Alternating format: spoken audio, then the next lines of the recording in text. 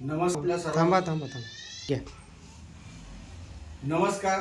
राष्ट्रीय express Marathi news चॅनलमध्ये आपल्या सर्वांचं स्वागत. आज राष्ट्रीय एक्सप्रेस न्यूज चॅनलमध्ये भारतीय राष्ट्रीय काँग्रेसचे पर्यावरण विभागाचे प्रदेश उपाध्यक्ष धडाचे नेते सुरेश दामोदर गवळी आज आपल्यामध्ये उपस्थित आहे. आगामी भोकरदन जाफराबाद विधानसभा मतदारसंघाच्या निवडणुकीच्या संदर्भाने अनुषंगाने आपण त्यांच्यासोबत चर्चा करणार आहोत. सन्माननीय सुरेश गवळी साहेब, आपलं आमच्या या चॅनलमध्ये हार्दिक स्वागत. नमस्कार, मी सुरेश गवळी. सर्वप्रथम मी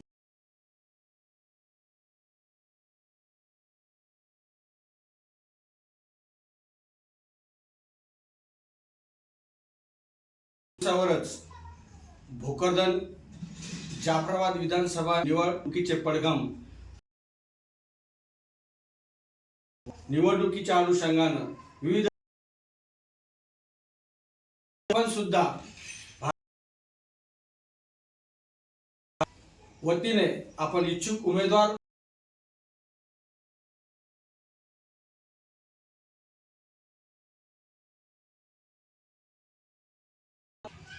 तुम्हाला मी सांगू इच्छितो, दावा कोणाला लागतो की जे निवडणूक आली महिन्याभरात 2 महिन्याभरात उगवतात, निवडणूक म्हणून लोकांच्या समोर जातात. मी गेली 25 वर्ष मी एका दिवसात लोकांमध्ये माझं पूर्ण आयुष्य 25 ते 30 वर्षापासून राजकारणात येण्याची माझा मी राजकारणात आलो. माझी घेतलेल्या माणसाच्या मी राजकारणात आल्याच्या नंतर सुद्धा आतापर्यंत स्वतः आणि आमचा उदरनिर्वाह करायचे, परंतु योगायोग माझं खासदार माझा सहवास आला आणि मी चुकून ऍक्सिडेंटली राजकारणामध्ये काहीतरी नवीन करण्यासाठी विकासाच्या दृष्टिकोन घेऊन राजकारणामध्ये जे का येण्याचा प्रयत्न करत असतानाच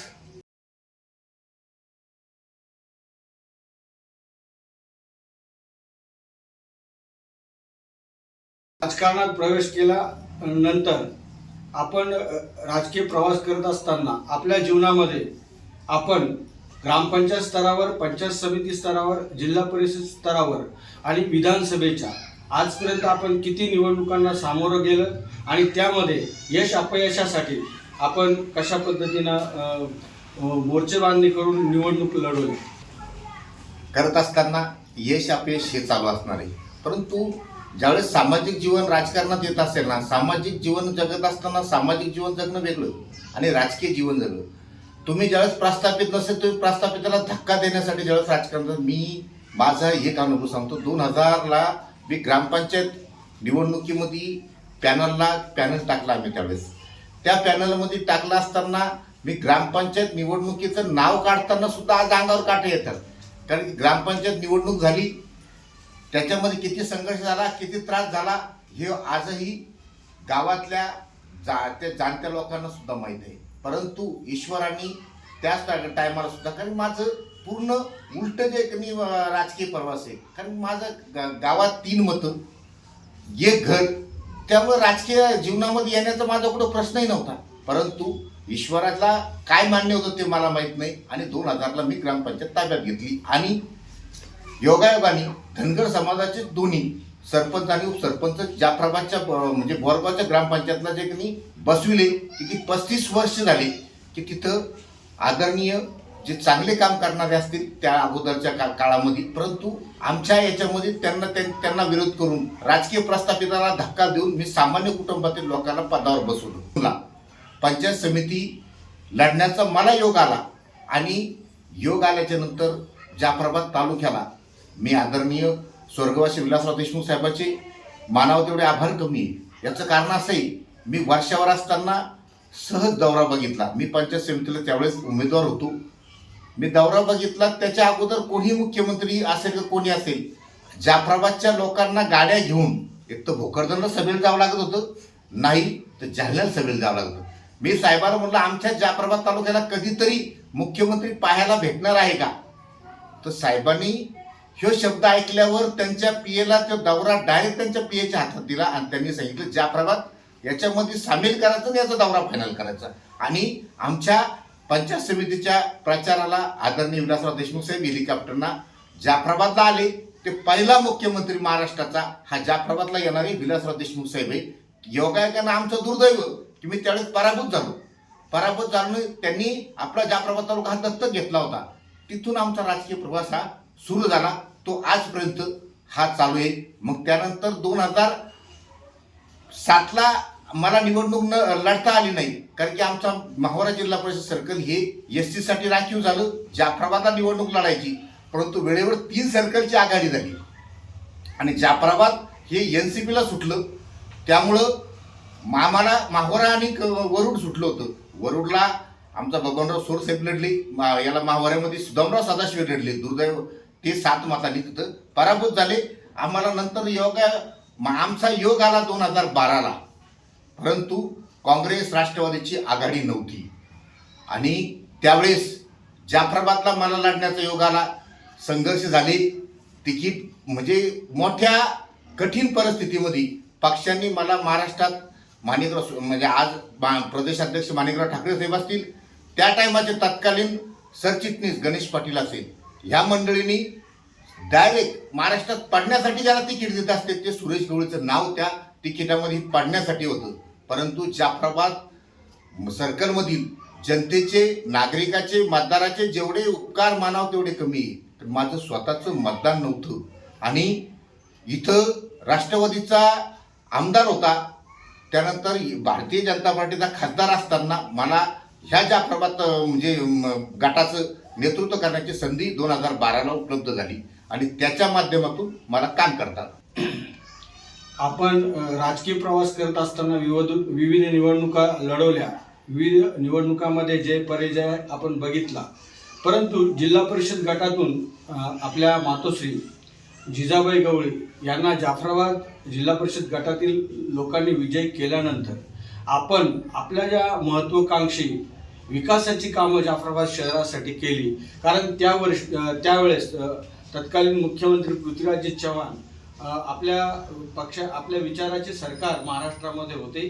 तर आपण जाफराबादविषयी आपण कोणती विकास कामे केली आणि जाफराबादविषयी आपला त्यावेळेस काय संकल्प होता? मला सांगायला अत्यंत खेद वाटतो, कारण की मी 2012ला जिल्हा परिषद सदस्य जाफराबादच्या याला जे की माझ्या आईला जाफराबादकरांनी निवडून दिलं, ते नेतृत्व करण्याची संधीसुद्धा मला मिळाली. परंतु दुसरं दुर्दैव असं होतं की इथं त्या टायमाला आघाडीचं सरकार होतं. मुख्यमंत्री पृथ्वीराज चव्हाण साहेब होते. पहिल्यांदा अशोकराव चव्हाण साहेब होते. अशोकराव चव्हाण साहेबाच्या नंतर पृथ्वीराज चव्हाण साहेब मुख्यमंत्री झाले. परंतु इथं मित्रपक्षाचे आमदार होते. मित्रपक्षाचे आमदार असताना काय व्हायचं की विकास आता ऑलरेडी आम्ही जिल्हा परिषद ह्या एकमेकाच्या विरोधात लढलो होतो आणि पालकमंत्री हा सुद्धा राष्ट्रवादीचा म्हणजे मित्रपक्षाचा होता. त्यामुळं विकास कामं हे त्यांनी जाफराबाद गटात होणार नाही ह्या पद्धतीनं त्यांनी पूर्ण व्यूहरचना आखली होती. परंतु आम्ही कार्यकर्ते संघर्षातून निर्माण झालेलो आहे. त्यामुळं योग असा असतो, पृथ्वीराज चव्हाण साहेब नंतर मुख्यमंत्री झाले. मुख्यमंत्री झाल्याच्या नंतर आम्ही इथं जाफराबाद शहराला पाणीपुरवठाचा जो प्रश्न, मोठा पाण्याचा प्रश्न गंभीर होता. पालकमंत्री मला वाटतं पंचायत समितीला एका ग्रामसभेला आले होते, तर तिथं मी ओपन स्टेजवर सांगितलं, साहेब तुम्ही नुसते आंबड घनसावंगीचे पालकमंत्री नाही तर जालना जिल्ह्याचे पालकमंत्री हे राजेश टोपेंना ठणकावून सांगणारा मी कार्यकर्ता आहे. त्यामुळं राजेश टोपेंनी मला जितका त्रास देण्याची भूमिका राजेश टोपे पालकमंत्री असताना त्यांच्या डोक्यात असं होतं की जाफराबादला आणि सुरेश गवळीला फायदा होणार नाही अशा पद्धतीने त्यांनी ताकद लावण्याचा प्रयत्न केला. परंतु आम्ही त्याच्यातून मार्ग काढत TPWS हे आम्ही म्हणजे पृथ्वीराज चव्हाण साहेबांच्या माध्यमातून ते मंजूर केलं, परंतु त्याचं श्रेय सुद्धा घेण्याचं काम हे राष्ट्रवादी करण्याच्या मार्गावर असताना पृथ्वीराज चव्हाण साहेबांनी सगळ्याला म्हणजे विरोध करून इथं मला तारीख दिली. परंतु दुर्भाग्य असेल की पृथ्वीराज चव्हाण साहेबांना तारीख दिली, त्या तत्कालीन कोणी आमदार असेल तर त्याचं जर नाव कार्यक्रम पत्रिकेत नसेल तर तो येत नाही. पण त्यावेळेसचे तत्कालीन उपमुख्यमंत्री अजितदादा हे बिगर नावाचे कार्यक्रम पत्रिकेत नाव नसताना सुद्धा या कार्यक्रमाला आले आणि जाफराबादचा राहिलेला विकास तो त्यांनी रोखण्याचं काम त्यावेळेस केलं. नसता जाफराबादला जे की मला माझ्या डोक्यातले माझ्यावर आजही जाफराबाद शहराचं आणि जाफराबाद तालुक्याचं आणि काही गावाचं कर्ज माझ्या डोक्यावर आहे. ते कर्ज कोणतं हेही तुम्हाला तुमच्या माध्यमातून जनतेला सांगतो की माझ्यावर आज कर्ज बाकी आहे.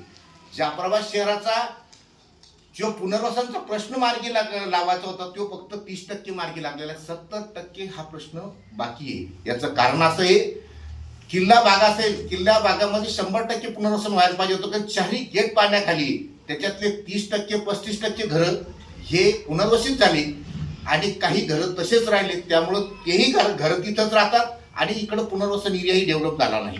म्हणजे तो एक प्रश्न तसाच राहिला. आम्ही आमच्या माध्यमातून त्यावेळेस पृथ्वीराज चव्हाण साहेबांना ती फाईल मूव्ही केली होती, परंतु अजितदादा जर आले नसते तर पृथ्वीराज चव्हाण साहेब आम्ही जे काही तिथं किल्ल्यात घेऊन जाऊन आपला जे काही आमच्या डोक्यातला असं होतं की जाफराबादच्या बसस्टँडपर्यंत जो भाग आहे तो पुनर्वसित करायचा आणि जाफराबादला डेव्हलप करायचा. हा एक माझ्यावरचं राहिलेलं जाफराबादचं कर्ज हे केव्हा फिटेल ह्याच याच्यामध्ये विवंचनेमध्ये मी आहे.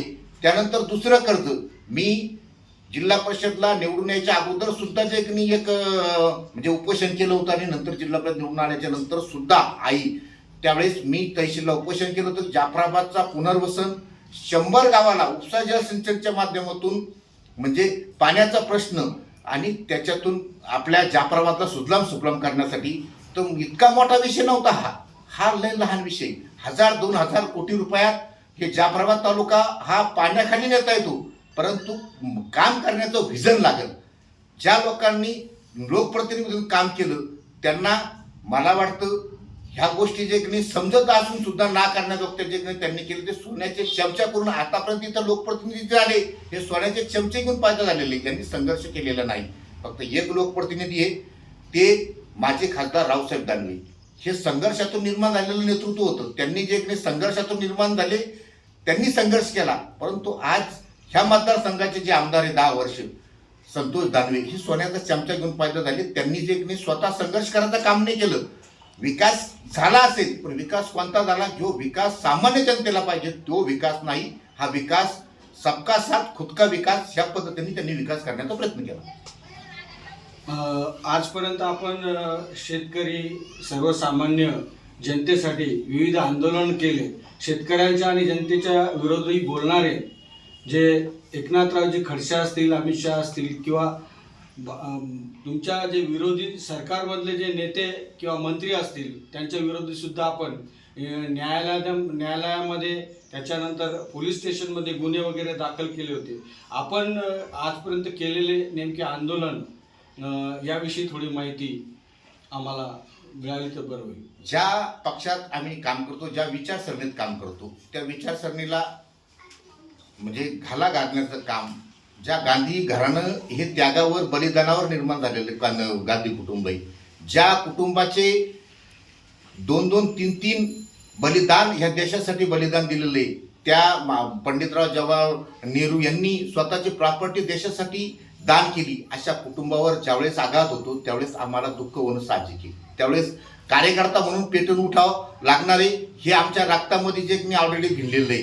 त्यामुळं आदरणीय सोन्याजीवर के सुदर्शननी पहिलं आंदोलन मला जे की माझ्यावर जी केस झाली आयुष्यातली ती केस सुदर्शनचा पुतळा जाळण्याची झाली. याचं कारण असं होतं की सोन्याजीवर त्या माणसाने वाईट टिप्पणी केली होती. मग आम्ही जालन्याला पुतळा जाळला, जाफराबादला पुतळा जाळला. आयुष्यातला सगळ्यात म्हणजे पहिलं राजकीय जे काही गुन्हा जो दाखल झाला असं तो के सुदर्शनचा झाला. त्यानंतर मग बरेच गुन्हे देखील दाखल करण्याचा, मग पुतळे पेटवण्याचा हे असेल.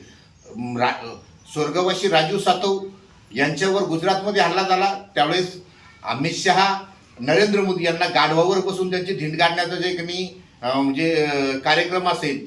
त्यानंतर केंद्रीय मंत्री रावसाहेब दानवे असेल यांनी ज्यावेळेस म्हणजे राहुलजीवर म्हणजे चुकीचं जे की नाही म्हणजे त्यांच्यावर जे काही टीका केली होती त्यावेळेस जिल्ह्यातले फक्त आम्हीच होतो की त्यांचा पुतळा आम्ही जे की नाही पुतळ्याचं दहन केलं होतं. नंतर बाकीचे निषेध झाले. असे बरेच आंदोलनं मग आम्ही जे की नाही आतापर्यंत राजकीय प्रवासामध्ये मग एकनाथराव खडसे हे 12 खात्याचे मंत्री होते. योगायोगानं सरकार आलं 2014ला.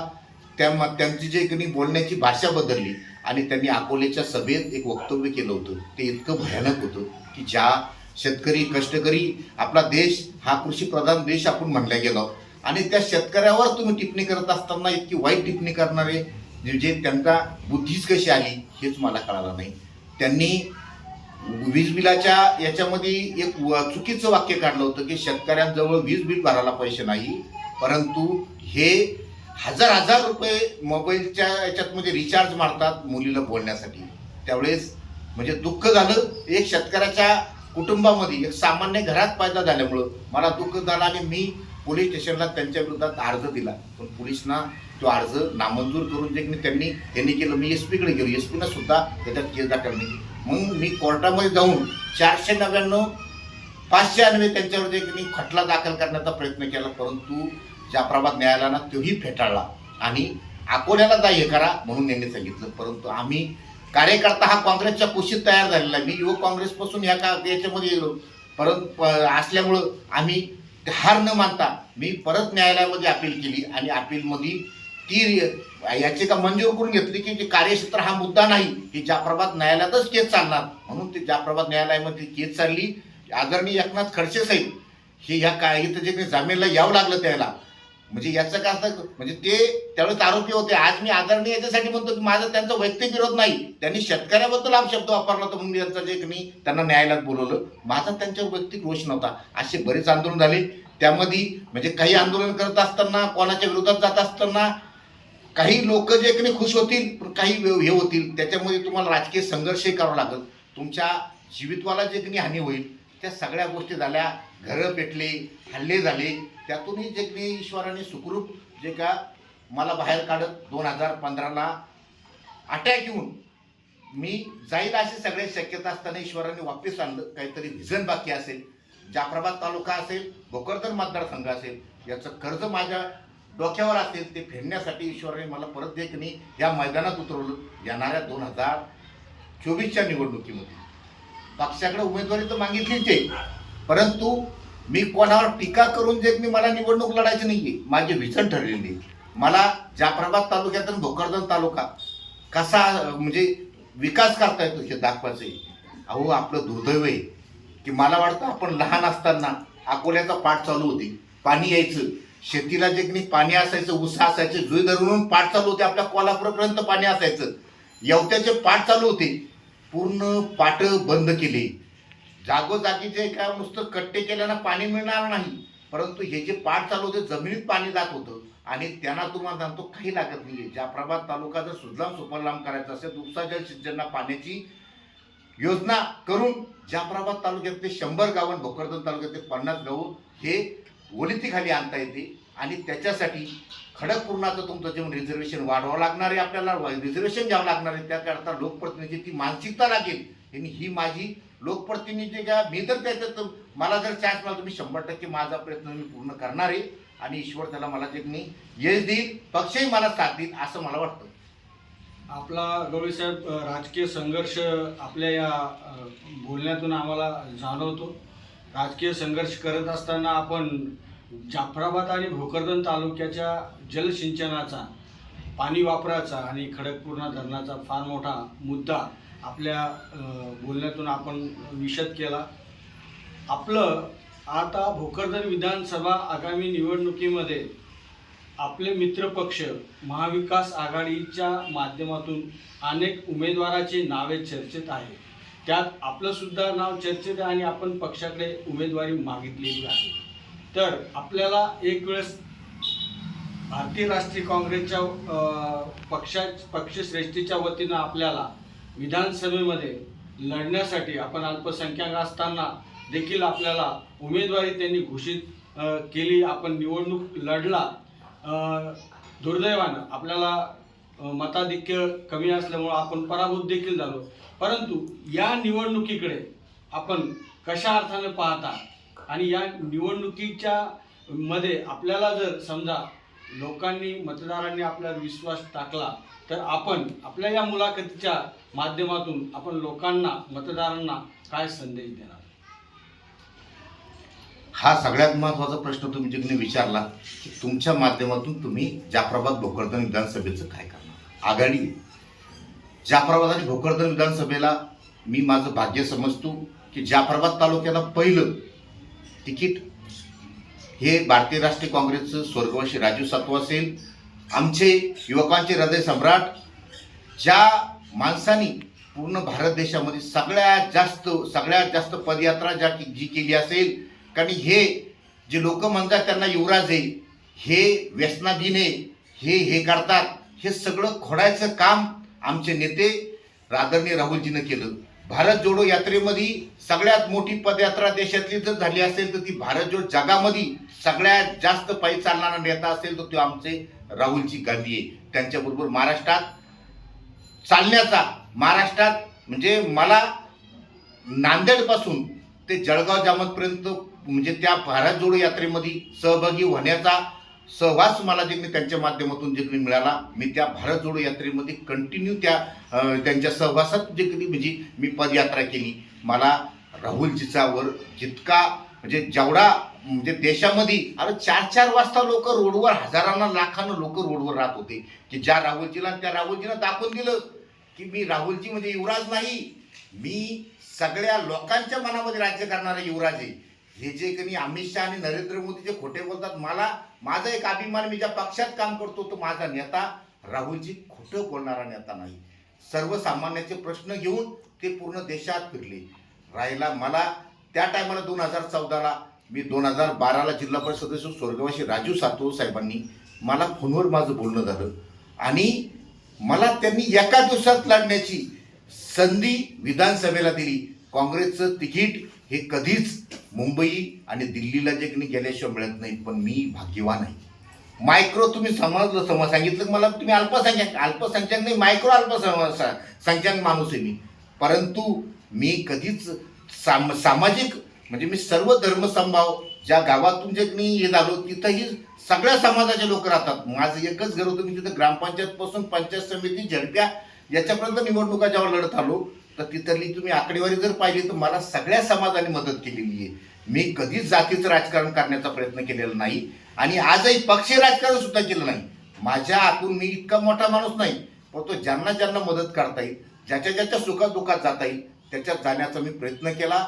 2014ला मी निवडणूक जशी लढलो ती निवडणूक वेळेवर लढल्यानंतर मला सुद्धा माहीत होतं. परंतु मी भाग्यवान याच्यासाठी म्हणलो की देश स्वातंत्र्य झाल्यापासून पहिलं तिकीट जे मिळालं, ज्या पक्षामध्ये मी कायम काम करतो त्या पक्षाने माझा सारख्याचा विचार केला आणि मला उमेदवारी दिली. राहिलं दुसरी गोष्ट तुम्ही म्हणतात मग पुन्हा दुसऱ्या उमेदवाराला उमेदवारी मिळाली होती. परंतु त्यांना जी उमेदवारी मिळाली होती ते भारतीय जनता पार्टीत काम करत होते, त्यांना पक्ष बदलून उमेदवारी घ्यावी लागली. मला ज्या पक्षात काम करतो त्याच पक्षामध्ये मला म्हणजे उमेदवारी मिळाली आणि मी काँग्रेस नेतृत्वाचा जे जेवढे आभार मानतो तेवढे म्हणजे कमी आहे. याचं कारण आहे की मी त्यावेळेस 2014ला लढलो. तुम्ही पाहिलं असेल मला संघर्ष करावा लागला, मोठ्या अफवा झाल्या, बाकीच्या भानगडी झाल्या की नाही सुरेश गवळी जे की नाही फॉर्म काढून घेणारे, पळून जाणारे. परंतु मी लढणारा कार्यकर्ता आहे, पळणारा कार्यकर्ता नाही. मी राहुलजीच्या म्हणजे दूरदृष्टिकोन ठेवून राहुलजीकडं माझी नजर जे त्यांच्या त्याग आणि बलिदानाचा विचार करून मी समोर जाणारा कार्यकर्ता आहे. स्वर्गीय राजू सातव साहेबांच्या तालमीत तयार झालेला कार्यकर्ता आहे. त्यामुळं मी लढणारा कार्यकर्ता आहे, पळणारा नाही. 2024ची निवडणूक ही आघाडी आहे, 3 पक्षाची आघाडी आहे. आज देश राज्य कोणत्या स्थितीला चाललं, कोण कुठून कावा, किती पक्ष बदलल्या जाऊ राहिले, कोण किती पक्षात जातोय, कधी जातोय 6 महिन्यात, 8 महिन्यात, 10 महिन्यात. मला माझा एका गोष्टीवर जे काही ठाम विश्वास आहे, मी जेव्हापासून राजकीय जीवनाला सुरुवात केली त्या 2002 पासून पहिली निवडणूक जी लढली तेव्हापासून ज्या पक्षात काम करतो त्याच पक्षात आजपर्यंत आहे. विधानसभा लढली 2024ला मी जर विधानसभेला, आता काँग्रेसला जागा जर सुटली तर मला जे की म्हणजे मी लढणार आहे. आघाडीमध्ये आता जागा कोणाला सुटती, कारण हा काँग्रेसचा बालेकिल्ला मतदारसंघ आहे. हा मतदारसंघ हा राष्ट्रवादीला ज्यावेळेस दिला होता, ज्यावेळेस आम्ही पोटनिवडणुकीमध्ये चंद्रकांत दानवे ज्यावेळेस आमदार झाले त्या टायमाला हा मतदारसंघ ज्यावेळेस राष्ट्रवादीला दिला त्यावेळेस 5 जिल्हा परिषद सदस्य काँग्रेसचे होते, 9 नगरसेवक काँग्रेसचे होते. राष्ट्रवादीचा फक्त एक झडपी मेंबर होता, बाकीचं काहीच नसताना हा मतदारसंघ दान म्हणून राष्ट्रवादीला दिला होता. तो राष्ट्रवादीचा मानणारा वर्ग नाही, परंतु मग नाविलाजाने लोक काँग्रेसचेच लोक राष्ट्रवादीकडे वर्ग झाले. आणि नंतर दुर्दैवाने आमच्या संघर्षामध्ये संतोष दानवे यांचा 2014ला उगम झाला. आगामी 2024 विधानसभा निवडणुकीमध्ये उद्धव बाळासाहेब ठाकरे शिवसेना गटाचे जिल्हा शिवसेना उपप्रमुख रमेशजी गवाड यांनी सुद्धा पक्षाकडे उमेदवारी किंवा त्यांच्या नावाची चर्चा आणि आपला हक्काचा माणूस म्हणून मतदारसंघामध्ये सध्या बॅनर झळकत आहे. त्यांनी सुद्धा या मतदारसंघाच्या माध्यमात आपल्या पक्षाकडे त्यांनी दावा केलेला आहे आणि पक्षाला हा मतदारसंघ सोडण्यासाठी त्याबरोबरच मित्र पक्षाचे महाविकास आघाडीचे राष्ट्रवादी काँग्रेस शरदचंद्र पवार गटाचे माजी आमदार चंद्रकांतजी दानवे त्यांच्या समवेत इतर त्या पक्षातील उमेदवारांनी सुद्धा या पक्षातून उमेदवारीसाठी इच्छुक म्हणून त्यांच्या नावाची चर्चा. विशेष म्हणजे आपल्या भारतीय राष्ट्रीय काँग्रेसचे जिल्हा अध्यक्ष राजाभाऊजी देशमुख आणि आपण आपल्या नावाची चर्चा या मतदारसंघात होताना दिसते. आता ज्यांना उमेदवारी आणि ज्या पक्षाला हा मतदारसंघ सुटेल त्या पक्षासाठी आपण काम करणार का आपली वेगळी दुकान मांडून आपण वेगळी उमेदवारी करणार का, हे आमच्या चॅनलच्या माध्यमातून प्रेक्षकांना थोडं आपण सांगा. मी पक्षाचा आदेश मानणारा कार्यकर्ता आहे. आघाडीमध्ये ही जागा मतदारसंघ ज्या पक्षाला प्रत्येकाला कार्यकर्त्याला हा उमेदवारी मागण्याचा अधिकार आहे. प्रत्येक पक्ष तुम्ही जे सांगितले शिवसेना उद्धव बाळासाहेब ठाकरे गटाचे म्हणजे गवाडसाहेब असतील, मनीषजी श्रीवास्तव असतील, यांनी सुद्धा त्यांच्या पक्षाकडे म्हणजे उमेदवारी मागितली. त्यांना सोडून घेण्याचा प्रयत्न त्यांनी त्यांचा प्रयत्न करावा. राष्ट्रवादीचे माजी आमदार असतील, अजून त्यांचे जे काही सहकारी असतील, यांनी यांचा मतदारसंघ त्यांनी त्यांच्यासाठी सोडून घेण्याचा ते प्रयत्न करतील. आमच्या पक्षामध्ये जे की काँग्रेसला सोडण्यासाठी आम्ही आमच्या प्रयत्नामध्ये आहे. आणि पक्षामध्ये सुटल्याच्या नंतर कोणाला उमेदवारी भेटते, उमेदवारी भेटल्यावर आम्ही आघाडीचं काम करणारे कार्यकर्ते, मी काही कोणत्या दुसरं जे दुकान मांडणारा कार्यकर्ता नाही, परंतु राजकीय समीकरणाच्या हिशोबाने ज्या पद्धतीनं ज्यावेळेस पडतीच्या काळामध्ये काँग्रेसनी मला त्यावेळेस लढायला लावलं. 2014ला काँग्रेसच्या 2014ला ज्यावेळेस जितकी सीटं आम्ही जे हे झालो होतो, माझ्यापेक्षा 150 मतदारसंघामध्ये काँग्रेसच्या उमेदवाराला मताधिक्य कमी आहे. त्यावेळेस मलाही मताधिक्य कमी पडलं, परंतु माझ्यापेक्षाही म्हणजे त्या टायमाला पालकमंत्री आमचे संपर्कमंत्री पालकमंत्री राजेंद्र दार्डाजे होते, यांच्यासारखे मोठी लोकांची बुरुज ढासळला. आणि त्यावेळेस 2014 माझ्यासारख्या सामान्य कार्यकर्त्याला आणि मी त्यावेळेस लढलो. पक्षासाठी लढणारा कार्यकर्ता आहे मी, त्यामुळं पक्ष त्याचा विचार करेल ना, कारण मी कुठं पक्ष बदलून 4-4, 5-5 पक्ष बदलून कुठून आलेलो नाहीये. मी ज्या पक्षामध्ये जेव्हा सुरुवात झाली 2002 पासून मी त्या पक्षामध्ये काम करतोय, त्यामुळं पक्ष बरोबर विचार करेल ज्याचा करायचा. तर आता जागा कोणा सुटती आणि ज्याला जागा सुटेल त्याचं आम्ही सगळं एक मताने जे त्याचं जे काम करणार आहे. आता जनता काय जनतेमध्ये तुम्ही गेल्याच्यानंतर आज लई मोठे प्रश्न बाकी आहे.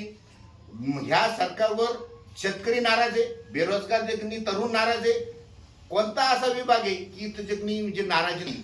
आणि यांनी काय केलं, घोटाळे जे म्हणजे अजितदादा सारख्या माणसाला 27,000 कोटीचा ज्यांनी 70,000 कोटीचा जो घोटाळा केला, सिंचन घोटाळा, त्यांना तुम्ही एका दिवसात घेता. तुमच्याकडे कोणती वॉशिंग मशीन आहे की त्याला जे धुतलं आणि जे काय त्याला तुम्ही पवित्र केलं आणि त्यांना पुन्हा जे पक्षामध्ये घेऊन म्हणजे ज्या पहिले म्हणता की नाही आम्ही अजितदादा आम्हाला फडणवीस म्हणून आम्ही बाहेर पडलो. अरे तेच अजितदादा आज अर्थमंत्री म्हणून तुम्ही तुमच्या त्या सरकारमध्ये आहे. एकनाथ शिंदे अहो ह्या आज कोर्ट म्हणजे दहशतीमध्ये आहे. तुमचं जे माणसं सगळा कोणता विषय निवडणूक आयोग दहशतीमध्ये आहे. आज मला सांगा, ज्यांनी झाड लावलं, शिवसेना जर लहान लेकराला जर विचारली की कोणी स्थापन केलं ते म्हणून बाळासाहेब ठाकरे, त्यांचा वारस कोणतं उद्धव ठाकरे. अरे परंतु ती शिवसेना चिन्हासकट एकनाथ शिंदेला दिली. जी राष्ट्रवादी कोणी जर म्हणून कोणा, अरे तर आज ते हयात आहे शरद पवार, त्यांनी संघर्ष करून ती राष्ट्रवादी हे केली. ज्या शरद पवारच्या भरोश्यावर अजितदादा राजकारणात आले, त्या अजितदादाला चिन्ह सकट राष्ट्रवादी दिली. त्यामुळे लोकांना विश्वासू पक्ष बदलणारे लोक नकोय, हेही लोक पाहणारे. त्यामुळं लोक अशाच लोकांना निवडून देणारे की ते पक्षामध्ये टिकून राहतील आणि पक्षासोबतच कायम या विचारधारेसोबत काम करतील. नाही तर काही लोक जे जर आज बरेच लोक जर पदावर गेले का ते आपलं नाही दुकान जमलं दुसऱ्या पक्षामध्ये. आज तुम्ही पाहिलं जे म्हणजे तुम्ही जर हे केलं तर त्याची सगळ्याची टेक्निक म्हणजे तुम्हाला मी सांगितलं की फक्त म्हणजे एकच आपल्या मतदारसंघामध्ये जे आज पराभूत खासदार आहे राहुल दानवे, ते संघर्ष त्यांनी केले. बाकीचे तुमचे सगळे संघर्षाचेच वरती आलेले नेते आहे ना, यांनी त्यांच्या मुलांनी बी संघर्ष केला नाही. आणि जे अर्थ वारसाच्या भरोश्यावर कोणी, मी काही प्रस्थापिताच्या भरोश्यावर माझा बाप खासदार नव्हता, कोणी आमदार नव्हता, कोणी म्हणतो मग बाप खासदार होता म्हणून मी राजकारणामध्ये मला पद मिळाले पाहिजे, हे नाही. ही लोकशाही आहे. लोकशाहीमध्ये सामान्य जनता ठरवल की त्यांचा नोकर कोणाला करायचा आहे. कारण हा लोकप्रतिनिधी म्हणजे मालक नाही, ही आज उलटी व्याख्या झाली की लोकप्रतिनिधी म्हणजे ते मालक होऊन बसले, त्यांच्याकडे पाणी भरायला लोकांना जावं लागतं. मी विकास का म्हणजे सबका साथ आणि खुद का विकास ही व्याख्या या लोकांनी चालवलेली आहे. अहो सालदार कोणाला निवडा ती जनता ठरवल. जनतेने सुखादुखात जाणारा, मी तर कायम रोडवर असणारा कार्यकर्ता आहे. मी कायम नेहमी तहसील पंचायत समिती मला 24 तास जे कोणी जर फोन केला तर मी त्यांच्यासाठी उपलब्ध आहे. मी काही शो करणारा कार्यकर्ता नाही. आणि तुम्ही जे सांगितलं लोक फिरू राहिले, कोणी जे प्रत्येक गावात जाऊ राहिले, तुम्ही कोण जात नाही. मला न जायचं कारण सांगतो तुम्हाला. पक्षाने ज्यावेळेस आदेश दिला, आज मला ते भोकरदन मतदारसंघात मी लढलेलो आहे. पक्षाने आदेश दिल्यानंतर आघाडी म्हणून सगळ्याला जे एकमेकाचं काम करावं लागणार, आघाडी म्हणून त्यांच्यासोबत जे माझं जायचं काम आहे. आज म्हणजे 35 वर्षाच्या नंतर ह्या मतदारसंघामध्ये मोकळा श्वास घेण्याचा जो एक प्रयोग म्हणजे झाला, तो ह्या लोकसभेच्या माध्यमातून झाला. कल्याण काळे 2008 पराभूत झाले होते. यावेळेस कल्याण काळेंच्या माध्यमातून केंद्रीय नेते रावसाहेब पाटील दानवे यांचा पराभव झाला. आणि तो पराभव करत असताना आम्ही खारीचा वाटाणा होईना, पण जाफराबाद तालुक्याने 7,000ची लीड दिली. भोकरदनमध्ये लीड नाही, जाफराबाद तालुक्यामध्ये लीड आहे. आणि जाफराबाद तालुक्याची लीड ही सामान्य जनता, सामान्य वोटर, सामान्य कार्यकर्ता, शेतकरी, बेरोजगार, संविधान वाचवणारा, मायनॉरिटीचा, जे दहशतीमध्ये लोक होते, या सगळ्यांनी त्यांना म्हणजे पाठीला नाही तर पैशाचा महापूर झाला, भडीमार झाला. जाफराबाद शहरात मतदान करत असताना मला वाटतं आम्ही स्वतः पाहिलं की रोडवर पैसे वाटत होते, परंतु लोकांनी मतदान नाही केलं. आणि राहिलं तुम्ही म्हणतात त्यांनी लय मोठे विकास केला, मान्य.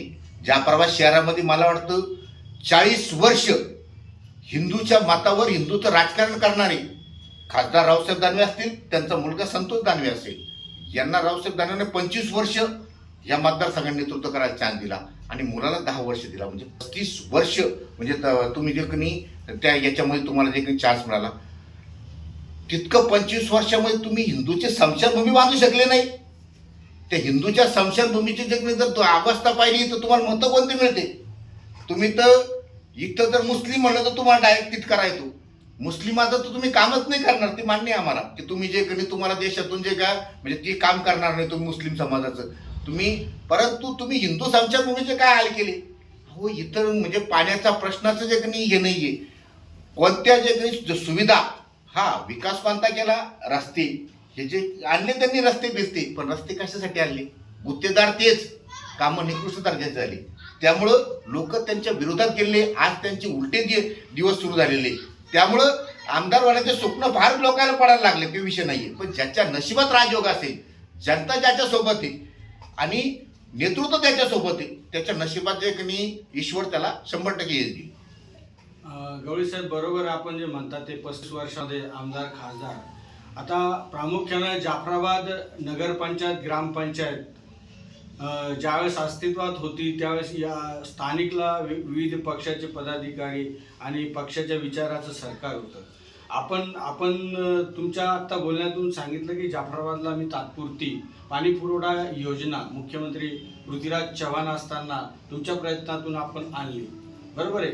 आता या विद्यमान खासदार कल्याणजी काळे या निवडणुकीमध्ये, लोकसभा निवडणुकीमध्ये विजयी झाले, त्यामध्ये आपण खारीचा वाटा उचलला. आता त्यांच्या माध्यमातून आपण जाफराबाद शहरासाठी, मतदारसंघासाठी आपण काय प्रयत्न करणार आहोत आणि आपले विकासाचे संकल्प काय आहेत? सगळ्यात महत्त्वाचं, खासदार कल्याण काळेसाहेब हे लोकनेते आणि ते 10 वर्ष ज्या मतदारसंघामध्ये मोठं नेतृत्व काम करत होते, फुलंब्री मतदारसंघ आहे. त्या फुलंब्री मतदारसंघामध्ये ते 10 वर्ष त्यांनी जे की लोकनेते तुम्ही आत्ता म्हणजे सांगितलं की बा कल्याण काळेंच्या माध्यमातून ते ज्या मतदारसंघ, फुलंब्री हा असा मतदारसंघ होता जिथं फार मोठं नेतृत्व काम करत होतं RSSचं, ते हरिभाऊ बागडे, त्यांना पाडून ते तिथं त्या विलासराव देशमुख साहेब, स्वर्गवासी विलासराव देशमुख साहेबांच्या कुशीत तयार झालेले कार्यकर्ते हे आदरणीय कल्याण काळे साहेब, की ह्या लोकसभेला चांगल्या माणसाला लोकसभेमध्ये संधी देण्यात आलेली आहे. कल्याण काळे साहेब हे आता खासदार झालेले आहे, त्यांचं विजन ठरलेलं आहे. आज दुर्दैव असं आहे की केंद्रात अजून आमचे सरकार नाही, परंतु तुम्हाला सांगतो 2 महिन्यात महाराष्ट्रात 100% हे सरकार, आताचं जे सरकार आहे, ज्याला खोके सरकार म्हणतो आपण, मिंदे सरकार म्हणतो, ज्यांना गद्दार सरकार म्हणतो, हे सरकार जाणार आहे. हे सरकार गेल्याच्या नंतर येणारं सरकार हे शेतकरी, शेतमजूर, बेरोजगार यांचं सरकार असणार आहे. आणि त्या सरकारचं नेतृत्वामध्ये कल्याण काळेसाहेब जाफराबाद तालुका असेल, भोकरदन तालुका असेल किंवा आपलं नगरपंचायत असेल, याचा विकास करण्याचा हे 100% ते प्रयत्न करणार आहेत. त्यांना कोणी सांगावं असं काही कामच नाही. याचं कारण असं आहे, त्या माणसाजवळ विजन आहे, दूरदृष्टिकोन आहे. त्यांना अहो जाफराबाद तालुका इथं MIDC नुसती नावाला आहे, काय केलं त्या MIDCचं? एवढे केंद्रीय नेतृत्व आपल्या मतदार, अहो यांना काढण्यासारखं इतकं होतं, त्यांना करता आलं असतं. दानवे कुटुंबाला करण्याजोगतं नव्हतं असं नाही, एवढं मोठं कधीच त्यांना एक हात्यात याच्यानंतर सत्ता मिळणार नाही. प्रदेशाध्यक्ष पद होतं, मुलगा आमदार होता, ते खासदार होते, केंद्रीय नेते होते, नंतर केंद्रीय मंत्री होते, मुलगा आमदार होता, सरकार दोन्ही होते. त्यांना जितकं करता येत होतं त्याच्यापेक्षा जास्त करता आलं असतं. आता त्यांना एक हाती सत्ता कधी मिळणार नाही. आता खासदार गेलेले, राजुरी शहराचं त्यांच्यावरचा आशीर्वाद मी सांगतो आता हा कमी झालेला आहे. राजुरेश्वर गणपतीचा आशीर्वाद त्यांच्या मागे होता, तोपर्यंत त्यांना आता तो आशीर्वाद फिरला. आता त्यांचं काय जे की नाही, येणाऱ्या काळामध्ये दानवे कुटुंबाला मला वाटतं सत्तेचे पद मिळणार नाही. आता एक हाती सत्ता मिळणार नाही. कल्याण काळेसाहेब ही व्हिजनचे नेते येणाऱ्या काळात कल्याण काळेसाहेबांच्या माध्यमातून जाफराबाद तालुक्याचा नगरपंचायत असेल, बाकीचा असेल, हा 100% विकास होईल. हीच आम्ही जे तुम्हाला सांगतो, कार्यकर्ता म्हणून मी त्यांच्या जे की नाही, माझे 2002 पासून मी कल्याण काळेसाहेबांना ओळखतो. ते मधात काही लोकांनी आरोप केला, ते 10 वर्ष आपल्याकडे आले नाही, परंतु त्याचं कारण सांगतो, त्यांना लोकसभा लढण्याचा विषयच नव्हता. ते फुलंब्रीमध्ये परत त्यांनी स्टॅटस झाले होते, तिथं आमदार होते. आमदार, फुलंब्रीचा आमदार हा जाफराबादला येऊन काही करू शकत नव्हता. त्यामुळे त्यांनी फुलंब्रीवर जे विकास करण्याचा प्रयत्न केला. त्यांनी ज्या फुलंब्री मतदारसंघामध्ये असेल, त्यांच्या तिथं जे कामं केली ती वाखाणण्यात होती. त्यांच्या त्या जमिनी असतील त्या येलो झोनमध्ये नेल्या, त्याचे कोटीनं जे लोकांना जे फायदे झाले. परंतु आपल्याकडे तसं झालं नाही साहेब. आपल्याकडे एखादा उद्योग नाही आणला. खासदारांना फार मोठा उद्योग आणला, तिथं जे सोयाबीनचा जे प्रकल्प आणता येतो, मक्का प्रकल्प आणता येत होता, परंतु नाही आणला. योगायोगाला 2024ला आम्हाला जर चान्स मिळाला, योगायोगाला जर म्हणजे सरकार तर येणार आहे, आम्हाला जर त्याच्यामध्ये जायचा चान्स मिळाल्याच्या नंतर तुम्हाला सांगतो, MIDC असेल, नवीन प्रकल्प असेल, उपसा सिंचनच्या माध्यमातून जे काही म्हणजे पाण्याचा प्रश्न असेल, त्यानंतर जे पाणी एका कोल्हापूरपर्यंत, वालच्यापर्यंत, वडाळ्यापर्यंत पाणी येत होतं. लोकांना वरती खाली हे काढता येत होती. इकडचे पाटण लोकांनी अतिक्रमण केले. मूळ दादागिरी जी वाढली आपल्या मतदारसंघामध्ये असेल, ती दादागिरी मोडीत काढण्याचं जे कोणी काम हे कल्याण काळेसाहेबांच्या माध्यमातून या लोकसभेला झालेलं आहे.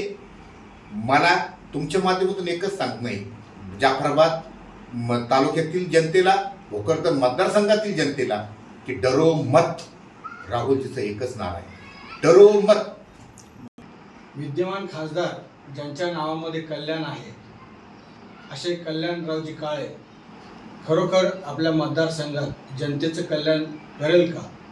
आणि पक्षाने भारतीय राष्ट्रीय काँग्रेसने जर आपल्याला उमेदवारी दिली तर आपली या मतदारसंघात निवडणूक लढण्याची तयारी आहे का? सर्वप्रथम तुमच्या माध्यमातून मी जनतेला असेल तर म्हणजे तुम्हाला असेल हे सांगू इच्छितो की कल्याण काळे साहेब या मतदारसंघाचं विजनच्या माध्यमातून कल्याण करणार आहे हे मी तुम्हाला अगोदर सांगितलं आणि ते तुमच्या माध्यमातून पुढे काढणार सुद्धा आहे. राहिला माझा विषय, मी सुरुवातीलाच जिल्हाध्यक्ष त्यांच्याकडे जे उमेदवारीचा फॉर्म मी दिलेला आहे. पक्षाने ज्यावेळेस आदेश दिला त्यावेळेस मी दिली. ज्या टायमाला माझी तयारी नव्हती त्यावेळेस 2014ला मी निवडणूक लढलो. यावेळेस मी 2024ची निवडणूक पूर्ण ताकदीनं लढणारे आणि विजयी होणारे. विशेष म्हणजे तुम्हाला सांगतो, दानवे म्हणजे रावसाहेब दानवे असतील का संतोष दानवे असेल यांना पाडण्याची ताकद ही आमच्यामध्येच आहे. आणि आम्ही जर ही मतदारसंघ काँग्रेसला सुटला आणि मला उमेदवारी भेटली, तुम्ही म्हणसाल तुम्ही मायक्रो अल्प समाजाचे तुम्ही कसे निवडून येणार आहे, तर तुम्हाला सांगतो ह्या मतदारसंघाचं जर गणित पाहिलं तर 3,13,000 मतं आहे. 3,13,225 मतदान आहे. त्यामध्ये 1,00,000 मतं हे मराठा समाजाचे, 2,13,325 मतं ही इतर समाजाचे आहे. आणि त्यामध्ये आज आपण महाराष्ट्रातलं वातावरण पाहतोय काय काय आहे. आणि कोण्या एकाच कुटुंबांना ज्यांनी प्रस्ताव येते त्यांनीच नेतृत्व करावं हा कुठं लिहिलेलं नाही आहे. सामान्य लोकांना सालदार निवडायचा आहे, मालक नाही. त्यामुळं मी पूर्ण ताकदीनं यावेळेस मला जर पक्षानं संधी दिली तर मी 100% तुमचं जेवणे विजय होईल. जाफराबाद तालुक्याला आजपर्यंत आमदार हा मिळालेला नाही. योगायोगानं जर मला संधी मिळाली की अजूनही सामान्य जनतेची एकच हे की जाफराबाद तालुक्याला एकदा तरी आमदार होणार आहे का. आणि ही निवडणूक याच्या टर्मची ही शेवटची निवडणूक आहे. तर 26ला मतदारसंघाच्या पुनर्रचना आहे. त्यामुळे ही निवडणूक भोकरदन आणि जाफराबाद मतदारसंघ म्हणून शेवटची निवडणूक आहे. म्हणजे तुमच्या माध्यमातून जे मी सांगतोय की लोकसभेलाही ही शेवटची 2014ची निवडणूक होती. याच्यानंतर मतदारसंघाच्या 26ला पुनर्रचना होणार आहे. आणि ह्या गव्हर्नमेंटच्या जे की आश्वासनानुसार 29ला 33% महिला आरक्षणासह जे का म्हणजे 29ची निवडणूक होणार आहे. म्हणजे ह्या निवडणुका आताच्या ज्या आहेत त्या जाफराबाद तालुक्याला एवढ्याच वेळेस आमदार होण्याची जी संधी आहे ही शेवटची संधी आहे. त्यामुळे जनतेला असं माहिती आहे की आपल्याला ह्यावेळेस काही झालं तर जाफराबाद तालुक्याचा आमदार करायचा आहे. आमदार होईल यात काही शंका नाही. आपण आमच्या या राष्ट्रीय एक्सप्रेस मराठी न्यूज चॅनलच्या स्टुडिओमध्ये आलात. आपल्या चॅनलच्या वतीनं परत एकदा मनपूर्वक धन्यवाद, आभार. धन्यवाद.